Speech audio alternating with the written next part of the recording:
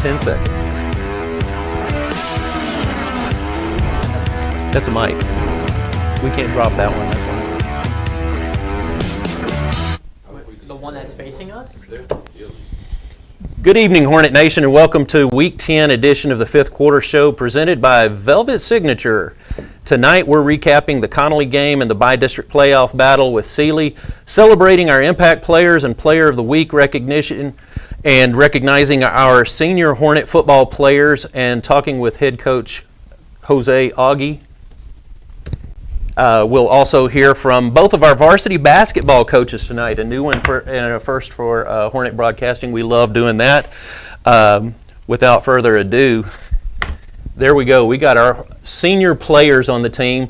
We were talking right before the show about what would be the best song. I was thinking it's so hard to say goodbye, but somebody said, what, 5 more minutes? That would be a really awesome deal also. All right, Jacob, why don't you recap the Connolly game for us? So in the final district matchup, Gatesville hosted Connolly and a tough cadet team. They came in pretty desperate and kind of played with house money. The Hornets fell behind early and they trailed 27-0. But the Hornets found life at the fourth quarter there, scoring 14 unanswered points behind a strong passing surge. Eli Phillips threw for 172 yards, 2 touchdowns, while Gehrig added another 32 yards to that. Well, in the star of the night, am I pronouncing this name right? I want to make sure I get it right. Is it Amos Phillips? Is that how you say his name? Okay. Amos. Amos Phillips. Yeah, he's most Phillips. He's a new guy on this show. So he had 10 catches, 180 yards, and both touchdowns looked like they were the identical play. So he had a really good night. And then the Hornets moved into postseason for the 6th straight year, taking on number 6 ranked Sealy. Despite a competitive effort, Sealy came out on top in that game. But it was a fun night watching a hard-fighting Hornet defense and offense playing out there. Well, you're playing tough opponents when you're in the playoffs. Eli Phillips scored Gatesville's lone touchdown on the ground. Cy Burns added 61 rushing yards, and once again, Amos Phillips led the receivers again.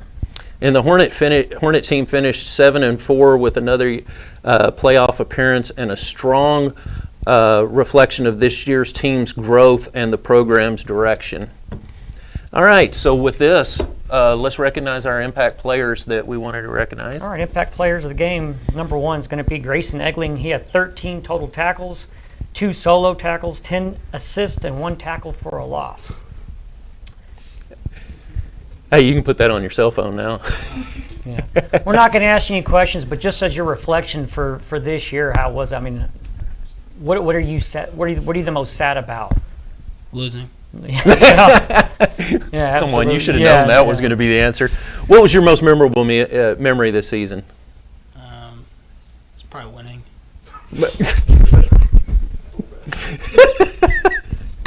I thought he was about to go, Schwartner?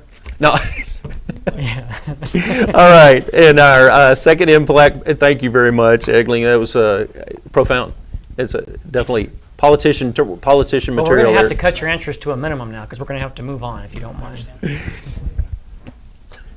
Next one's going to be number 2, Larry Schwartner. He's kind of been a favorite. There he is. The crowd pumped up, offense pumped up, defense pumped up, water boy pumped up. Everyone's pumped up. Mr. Robotron out there, yeah, you know. He had 11 tackles, 3 solo, 8 assists, and about 19 Red Bulls. And a pig. And a pig. That's another thing. What in the world were you doing way out there? It seemed, I mean, if for defense end, he's out there on coverage, you can do it all. You can rush the quarterback, you can tackle the running back for a loss, and then for some reason go out in coverage. I was just like ball hawking. Yeah. Okay, real quick, right off the top of your head, best memory of the season. Probably winning. There's a lot of those moments that happened this season, so yeah, I can imagine that. Prepping is good. On the spot is short answers. I like it. All right, and our last one wasn't unable. What was that? I wish I just had 5 more minutes. 5 more minutes. All right, and our third one was unable to be with us, but go ahead and give his accolades real quick. Graham Barron, also known as GB12, registered trademark. 11 total Smartest tackles, guy I know. 7 solos, 4 assists, and 1 tackle for a loss. All right, and closing it out as our Hornet Radio Player of the Week, none other than Mr. Amos Phillips with Amos. 10 receptions, 180 yards, 18 average, 2 touchdowns, 8 tackles, 5 solo, 3 assists, and a partridge in a pear tree. What else can we add to that, Amos? His favorite part about it was winning. What was your most memorable event? Probably winning. Probably winning. Okay, that's the trifecta there, isn't Yeah, it? you ain't kidding. Again, though, did you ever find the bench on the sideline, or did you ever see it, or anything like that? I mean, we asked you that a few weeks ago. Do you even know if they even had one there? Well, yeah, I wasn't on kickoff. So, Okay. yeah, I saw it. Yeah, right. You were on the coin toss, right? No, I didn't do coin tosses. You didn't do coin toss. Oh my gosh. No, sir. We're going to need to, management? Okay, anyway. All right, so what we'd like to do real quick, we got a couple of things that we want to say, but before we do it, if we could pass the microphone to the far left, and each one of you guys introduce yourself. These are our senior players that are saying goodbye to Gatesville Hornet football. Don't say it like that. It's sad. My name is Joe Cox, And what position did you play? offensive line. Offensive line. Next, who is this guy? Gary Keaton, quarterback. Levi Webb, middle linebacker. Nicky Thomas, O-line. Cy Barron's running back. Clark Allman in corner. Cole Heath in linebacker. Kenny Kaufman, O-line and D-line. Amos Phillips, free safety receiver. Grace Snagling, tight end, defensive end. Larry, linebacker. You had to think about that one. Dylan Watts, safety and a halfback. I thought when he handed the microphone to Larry, I thought he was going to go the Larry Schwartner. All right, real quick, we just want to run down. We want to take a moment to recognize these senior Hornet football players. These young men have dedicated their time, their heart, and their efforts to this program. Well, they've shown leadership on the field, in the classroom, and in their community. Their impact extends beyond the football field, and then no doubt these young men will continue to do that throughout their careers. And to you seniors, thank you for your commitment, your toughness, the pride you've shown wearing the black and gold. So you've helped guide this team to get another playoff series. You're putting a lot of pressure on the next varsity team to make sure they can make it 7 consecutive playoff appearances. Your legacy will continue through the younger Hornets, and they've definitely watched you this season and try to emulate the success that you guys had. So basically what we're trying to say is, from Hornet Radio and Hornet Broadcasting, we want to say thank you, and Hornet Fight never dies. That's right. All right, we're going to take a quick commercial break and get set up for our coaches segment. We'll be right back after this word. Here at B&K Air Conditioning and Heating, we service all brands of AC and heating systems. We are a Goodman and a Manna A+ dealer. We also install and service mini split systems. We always do our best to offer same-day service even on the weekends. We service Gatesville and all surrounding communities. We offer financing on new systems, change-outs, and major repairs. Just call or text your service request to 254-216-3372 and we'll be happy to help you.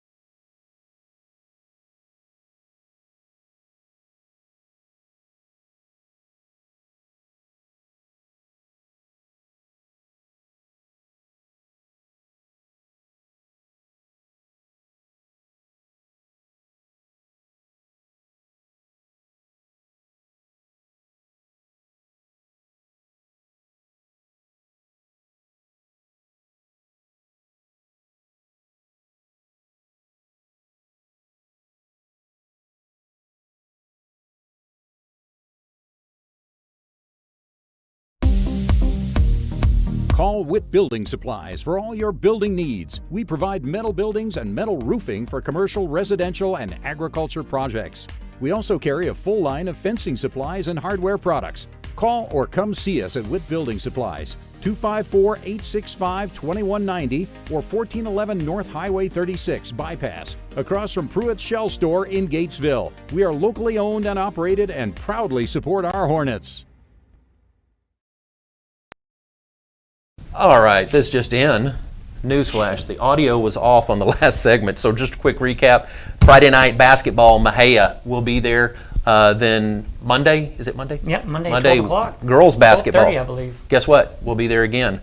And then we got the soccer workouts are beginning, and lots of sports going on. So we will be there. Just check the Hornet Radio Facebook page.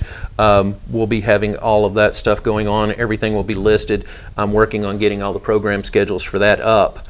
So with that being said, it's time to talk to Coach Aguirre. First one, get with Coach Aguirre. Your team battled all year long, secured yet another playoff appearance. What are you most proud about of your team's success this year? Just how resilient they were. I mean, they did a great job all season long of fighting, and we had a smaller senior class, but all 13 were players, and we had a ton of kids that played on both sides of the ball. And for a lot of teams, that's a detriment, but for us, it made us who we were, and they did a great job all year. A lot of times when you see teams having people that play on both sides of the ball, it didn't seem like it affected one position. It didn't seem like you had much of a compromise. It seemed like they were just as effective on one side as they were the other. So that was pretty impressive. 1,000%, yes, sir. Looking back at the Connolly game and the bi-district matchup with Sealy, what lessons can the team take away from with them heading into the next season? What are you going to look at capitalizing on? Well, after the Connolly game, it became an emphasis on be who we are, be a family. And I was really proud of how we responded and how we played, especially the first half against Sealy. Sealy was a 4-round team, they went 4 rounds deep last year, and they had 17 kids return. This year, they're number 6 for a reason. And the way that our kids battled after that Connolly game was a testament to who they are and the way they bounced back after a tough loss. 6 straight playoffs, that almost speaks volumes in itself. What does that say about the culture and this program moving forward? Now, it's a testament to our coaches and our kids. I think there's a perception that, that's just Gatesville. And that's, if you continue thinking that way, then we're going to continue catching you slipping. And it was really fun it's fun to be a part of, but it's really impressive to see our kids believe and understand that not only do we have a chance to win, but we're expecting to win. So that flip has happened. And it's bleeding over into other programs. And what's awesome for football is when we have success in basketball, success in baseball, success in track, our kids are getting used to winning, and they understand there's a cost to that. They understand there's hard work to that, and nothing brings about being competitive outside of being competitive. So right now it's time to continue that trend into other sports, and hopefully basketball does a really good job this year, and baseball the same thing. But it's an expectation now that we make the playoffs. It's not just let's hope that we make it. No, we're going to make it. Now it's the next step of, can we consistently be a 3-round team in the playoffs, and that's going to be a hard step, but one we're striving for. Well, I tell you, Coach Aguirre, it's been a fun ride this season, and all the shows that you've joined us with, and I know it's one of those bittersweet deals that the season has come to an end, but there's a lot of great things that has happened that I think you and the team can capitalize on in the future. With that being said, don't go nowhere, because you know what's coming up later on. Yes, sir. But we want to now let's shift over, and we're going to talk to the boys varsity basketball head coach, Coach Britt Campbell. Has been pushing this group to play tough, play fast, play together. Coach Campbell, thanks for being here with us tonight. Yes, sir.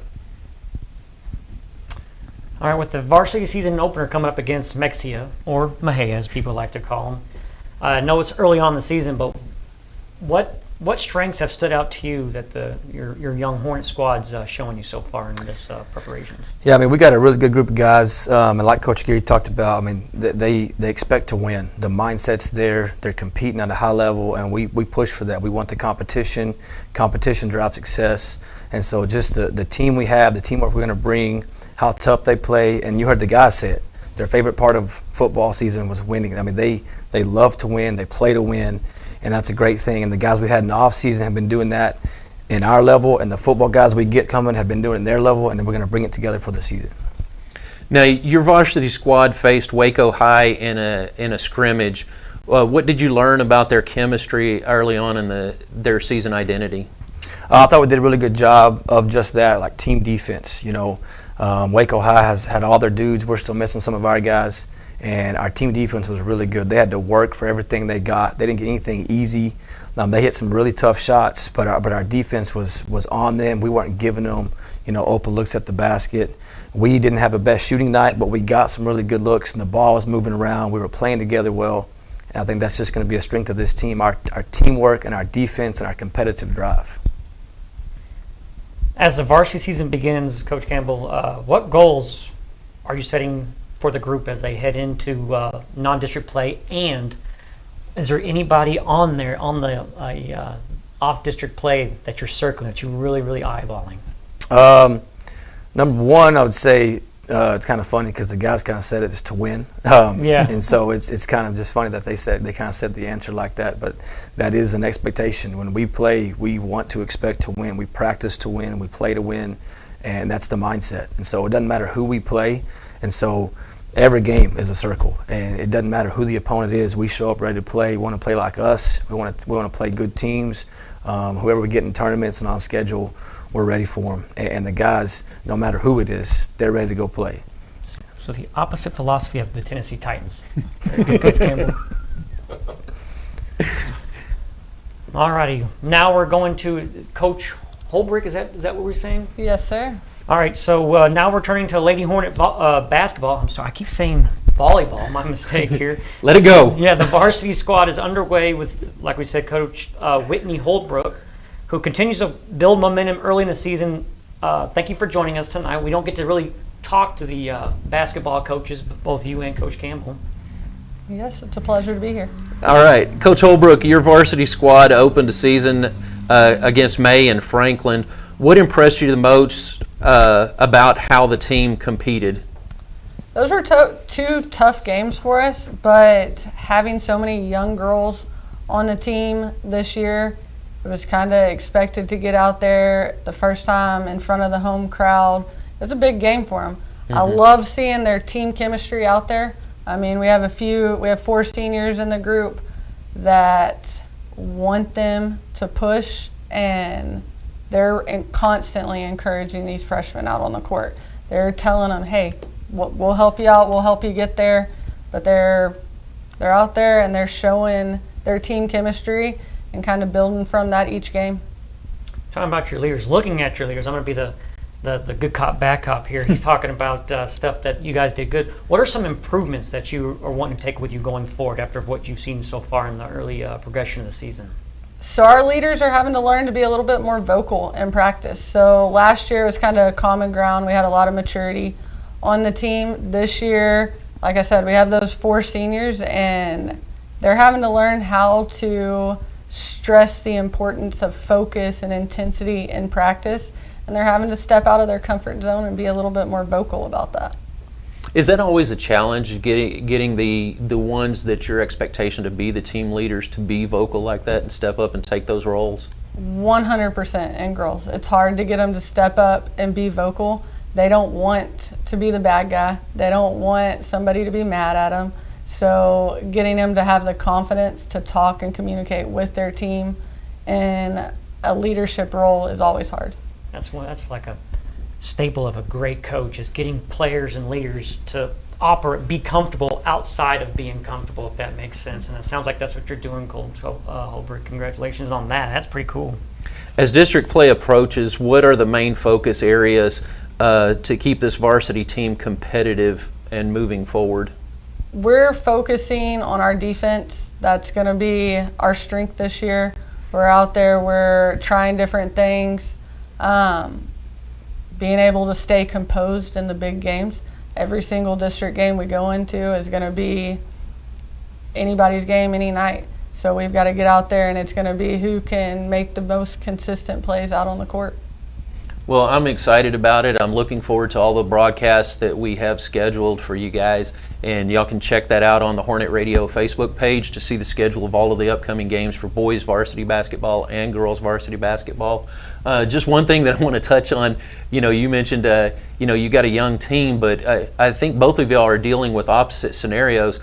From what I was looking at, Coach Campbell, you're senior heavy this year, which I think this is the first time in a long time you've been this senior heavy on a team. And then Coach Holdbrook, you're working with the young players, so it's kind of a little bit of an opposite scenario for both of you guys. We're looking forward to seeing what happens with that. I'd like to personally thank all of you guys for joining us and being here. We look forward to the future shows and what we get to talk about with Hornet basketball. We're going to take another quick commercial break, but don't go nowhere. Right after this, it's the Coach Augie question of the night. Mugi Heating and Air is your local, hometown heating and air conditioning professional. Whether it be new construction or service of an existing unit, Tim and his team of professionals can get the job done right the first time. Recognized as a Rheem Pro partner, they have the experience and support to tackle any size job, residential or commercial. Give them a call at 254-223-0604, member of the Better Business Bureau.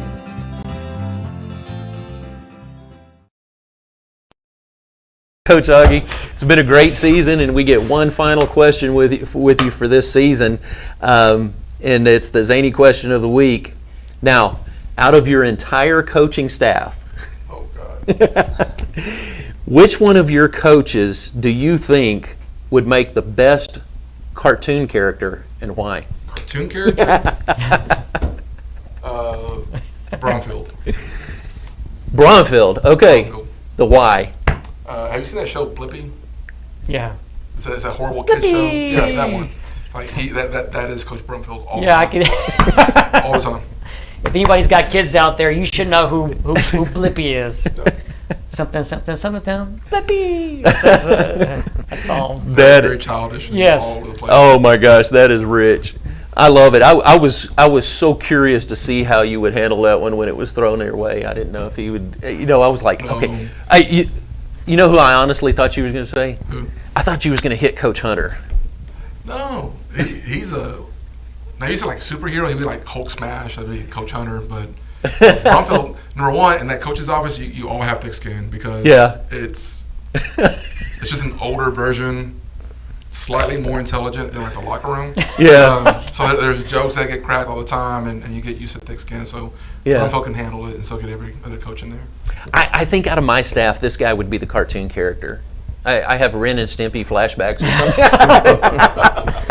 I thought you were going to say something like, I've always been referred to as kind of like the Brad Pitt of the show. Oh, this is the first time I've heard of a cartoon character. And it doesn't get any better than this, coaches. I'm sorry. But anyway, once again, I would like to thank you guys for joining us on tonight's show. And we look forward to having our basketball coaches back. Thank you very much for taking time out of your schedule to join us. Coach Augie, thank you very much for a great season and some wonderful shows. No, we're going to sneak him in every once in a while back and forth in here for some other stuff. But this has been another week of in the books for the Hornet Nation. Congratulations once again to the Impact players, our player of the week. And thank you to all of you guys for joining us. Winter sports are rolling, and Hornet Broadcasting will be there every step of the way. And we'll see you guys on our next broadcast. And as always, Hornet Fight never dies.